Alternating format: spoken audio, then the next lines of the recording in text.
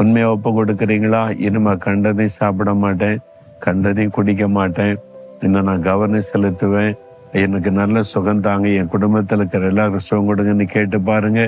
இன்னைக்கு விலைக்கு போட்டுருவார். ஏன்னா நம்முடைய வியாதியிலிருந்து நமக்கு சுகம் கொடுக்க சிலுவிலே நம்முடைய நோய்களை சுமந்து விட்டார். மத்தேயு 8:17 இயேசு கிறிஸ்து நம்முடைய பலவீனங்களை ஏற்றுக்கொண்டு நோய்களை சிலுவிலே சுமந்தார்.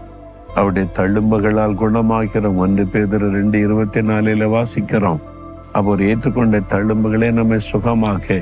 உரிமையோடு கேளுங்க, ஆண்டவரே இனிமேல் என்னுடைய சரீரத்தை ஆரோக்கியமா காத்துக்குள்ள நான் கவனமா இருப்பேன், என் பிள்ளைகளுடைய ஆரோக்கியத்துல கவனம் செலுத்துவேன், உடைய தழும்புகளால் தொட்டு குணமாக்கிறீங்கன்னு சொல்லுங்க.